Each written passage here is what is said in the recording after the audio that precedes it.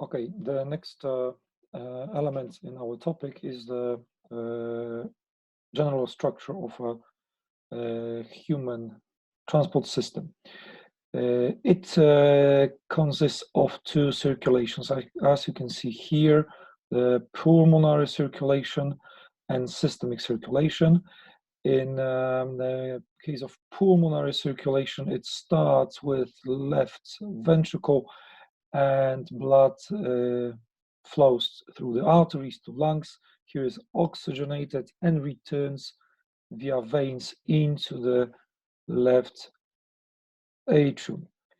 Systemic circulation begins in left ventricle, from which blood is pumped out at very high pressure into the aorta, then to arteries, and it flows to all the organs when it is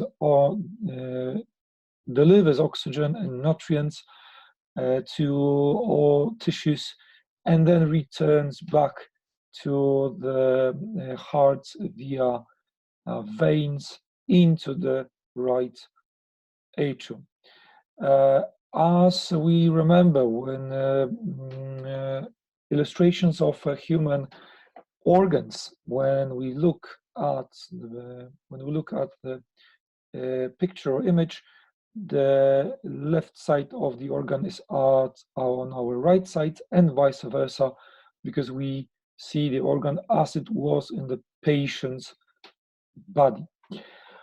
Okay, in more details, the human circulatory system is presented like this. So you can see that the heart pumps the blood through the aorta. It is transported to upper parts of the body and to lower parts of the body. That's why the blood pressure in aorta is the highest. That's why this blood vessel has the thickest wall.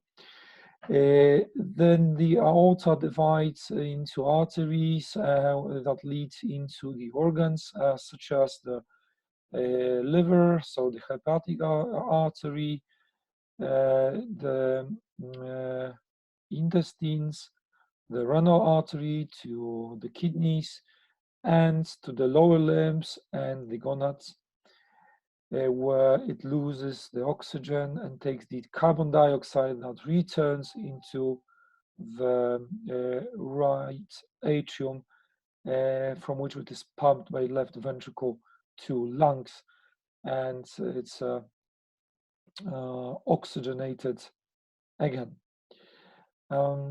Okay, what are the details of the blood vessels? You can see that in general we have three types of blood vessels: arteries, veins, and inside we have capillaries, which are significantly different from both previous types of veins and arteries. In case of arteries and veins, they have three layers of tissues. The most external connective tissue, or in other words, it is called tunica externa. It is rich in collagen and elastin fibers. So collagen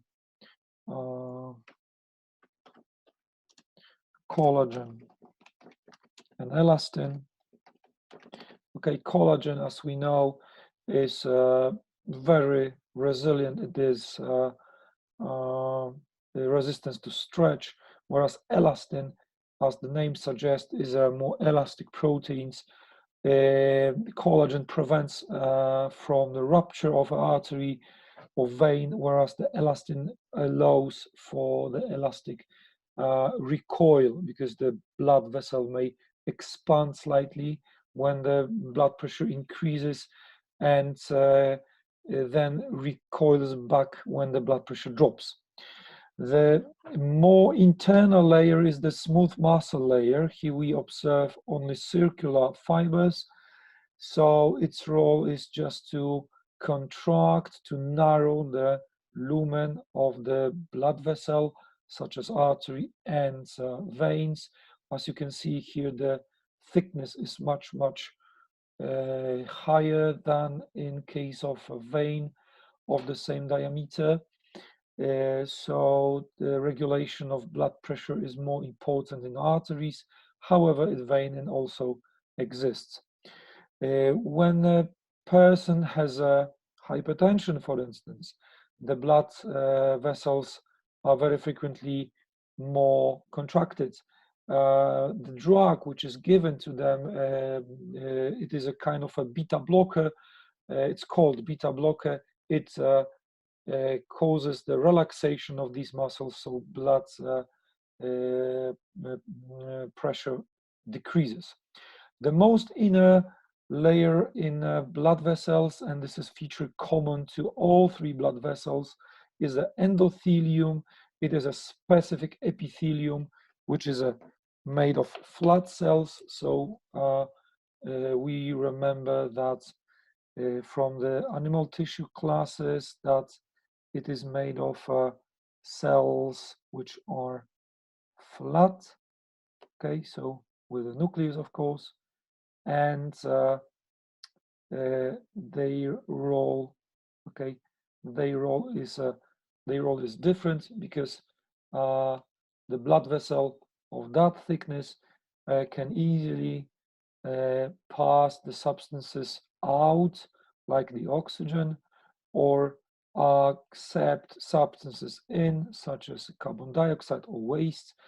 In some places, for instance, in our kidneys, the endothelium in capillaries is fenestrated, so there are gaps between cells through which many substances may leave.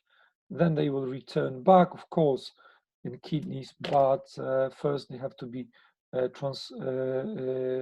blood must be filtrated. So we call these gaps fenestrations.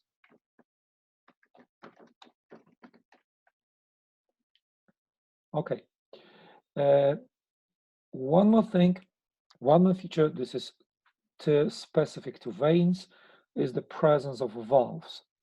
Valves are the pocket-like flaps of connective tissue. Their role is to allow blood to flow only one direction. This is especially important in lower limbs when blood has to go back up, so against the gravity. Our muscles, because they surround the veins. So imagine that here we have one skeletal muscle, okay, and on the opposite side we have another skeletal muscle. When they contract, they squeeze the blood in the vein. As you can see here, blood cannot flow back. It can only flow here in this direction, and at the end here is the heart. The capillaries, we know from the textbook that capillaries link arteries and veins. Yes, it's true. However, the linkage is very specific, because here you can see that arteries, they branch, yeah, into arterioles, okay, and these arterioles, they narrow and narrow, and this part here is a part of a capillaries with a very thin walls. The diameter of a single capillary is of a red blood cell diameter, so it's more or less 8 micrometers even. However, here you can see that some of the blood vessels are, they may lead blood strictly from the arteriole to the venule, okay, and the question is when it is important.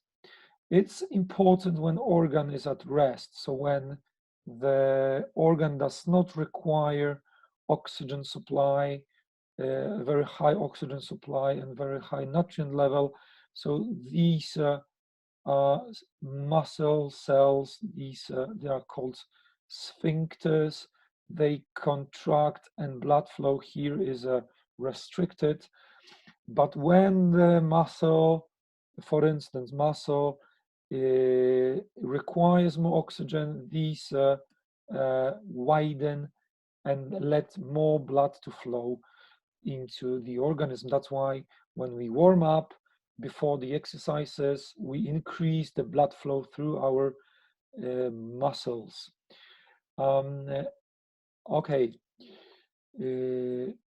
If you have access to these notes, to the file, so you can now play to link the features of aorta, main arteries, and arterioles with the description.